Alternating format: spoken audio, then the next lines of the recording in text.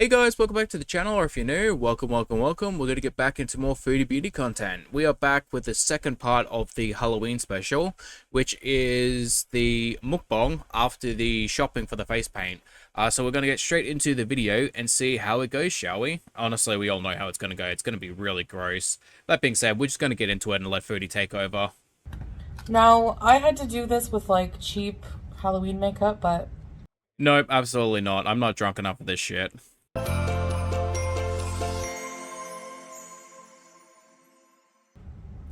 I'm supposed to be No Face from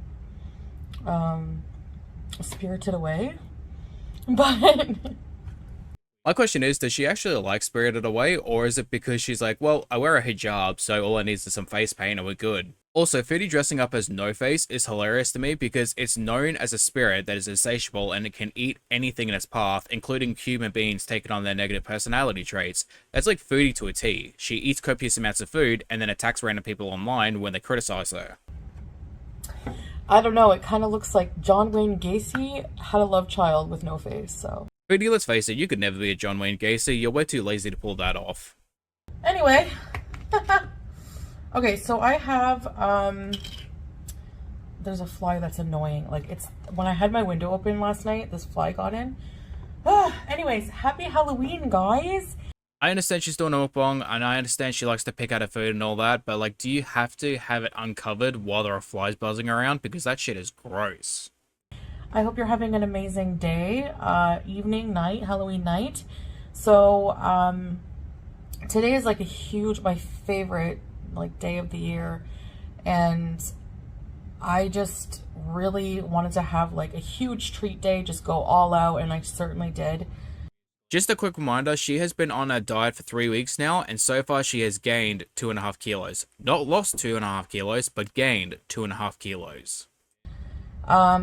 So for my big treat meal, trick or treat meal, I'm having some knife, chicken restaurant. So some cheese sticks, a steam, like knockoff Mountain Dew, I guess. Curly fries, cheese sauce, chicken burger, and some Halloween donuts from Krispy Kreme.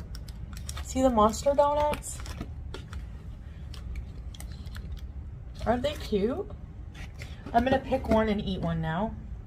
Honestly, at this point, I have no idea what is worse. Like, the fact that she's on camera eating all this food, knowing that she has a disorder, and has gone on camera nearly in tears about how hard it is to deal with the disorder, or maybe the fact that she's fallen off track so many times in her diet, and we're only 3 weeks in, or probably, honestly, if I had to say, it's maybe all the comments of people saying, hey, you know, you deserve a treat, knowing full well she has gained weight, she's still eating all this unhealthy food, and her diabetes is so out of whack. Like, the comments are probably, like, the worst thing about it. Like, they're constantly supporting her no matter what. Like, you'll get 1 or 2 comments that usually slip through, but in most cases, it's people just, oh, that looks great. Oh, that's really good food. Oh, you should continue eating that. Oh, you know, you deserve a break once in a while. And it's like, 3 weeks in, gained 2.5 kilos. Where exactly does she need a break?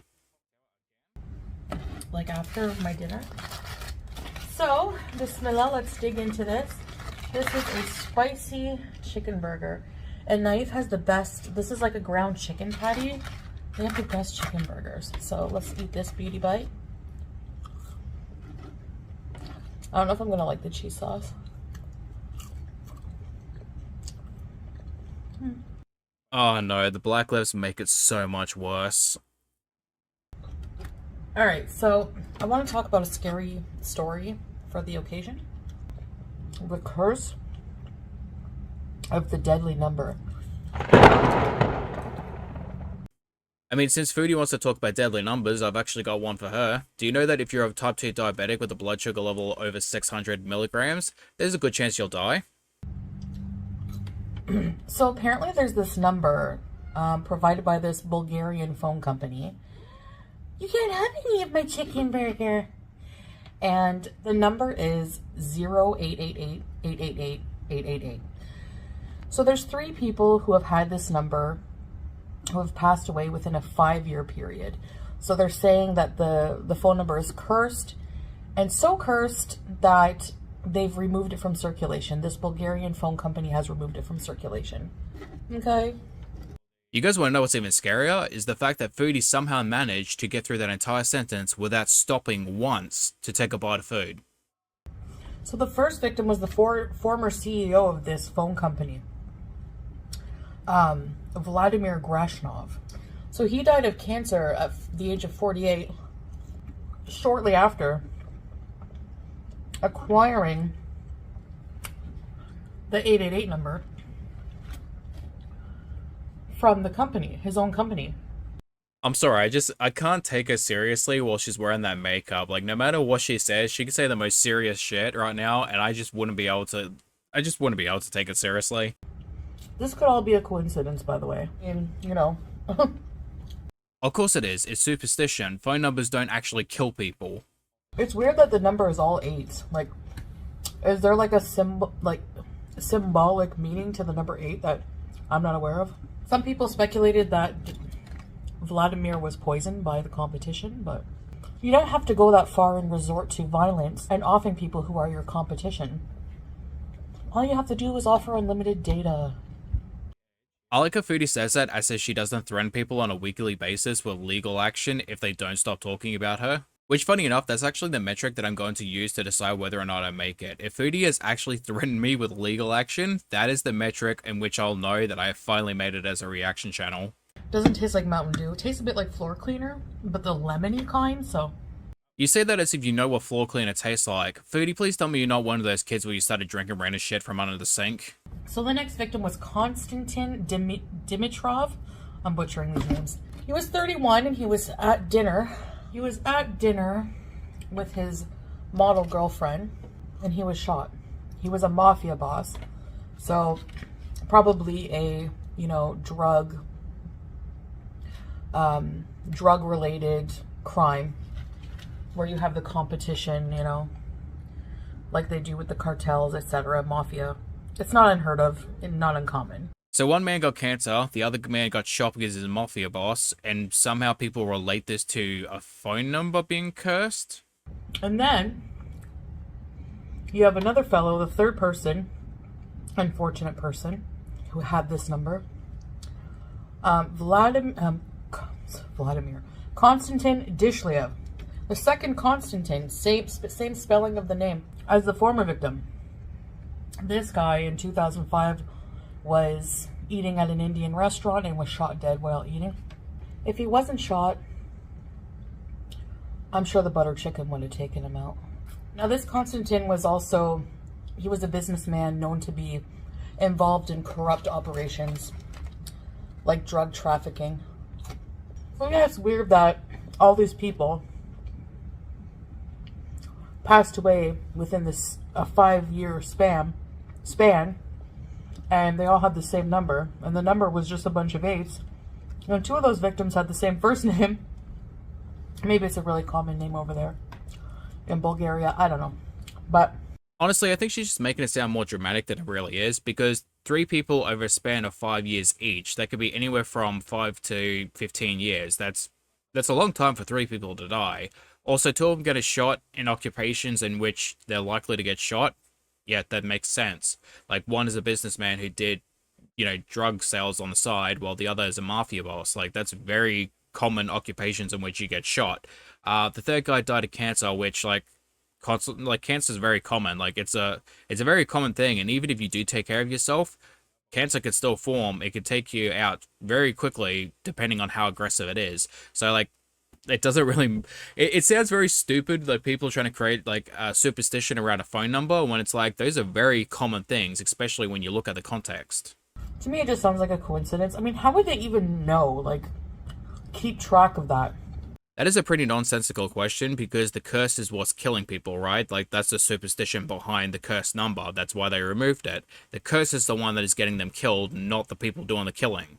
You know, I'm sure there's a lot of people who passed away who have similar, like, who have used the same number. Like, I don't know. It's a little eerie.